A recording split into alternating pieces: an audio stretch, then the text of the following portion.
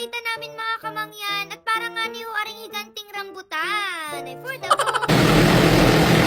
So, yun na nga ni mga kamangyan, dahil nga ni hindi na mapakali aring aking paa at sa sobrang layas, nandito tayo sa South Cotabato. Salamat! So, sobrang lawak talaga nitong farm na napuntahan namin mga kamangyan at nung una curious ako kung ano nga ni aring mga nakataning dining. Yan pala mga kamangyan ay yung palm tree at sa mga hindi nakakaalam diyan, yan yung inagawa din ng mantika. Dahil dyan, asan yung mga bote, ilabas yan, mag-auwi ako ng mantika sa amin. Ay, grabe din pala talaga yung pag-aalaga diyan mga kamangyan kasi mga 2 to 3 years pa siya bago mamunga, maging puno, ganyan. At ayan, ganito yung itsura ng puno niya mga kamangyan. Tapos ito yung mga bunga, grabe, sobrang dami. Hindi naman yan agad-agad magiging mantika mga kamangyan kasi may mga proseso pa yan na parang i-steam pa yan, tapos pipigain mo, tapos basta ang dahil pa bago siya maging mantika. Ayan, nung kumuha ako nung maliit na piraso, ganito yung itsura ng loob niya. At grabe mga kamangyan, sobrang big at din niya, kaya si Kuya Julius yun na lang yung pinagbuhat ko diyan. Salamat! Wala na sa kanyo pala sa mga gamit nila sa pag-aalaga diyan mga kamangyan ay aring nga yung DJI Agras T70P at grabe sobrang high-tech niya. Mas mapabilis yung gawain kasi kaya niyang mag-spray hanggang 70 liters. Gagamit din yan sa pag-spread ng fertilizer. Sa kapag ganyang mga malalawak na farm mga kamangyan, gayan mo talaga yung gamit. Dahil napabilib na naman ako ng DJI mga kamangyan, sabay-sabay nating abangan ang DJI Agriculture Philippines sa 14th National Palm Oil Congress ngayong August 27 to 28 sa Grand Regal Hotel, Davao City. Yun lang naman mga kamangyan, ang parang napapaisip na ako na magtanim din sa bukid. For the go!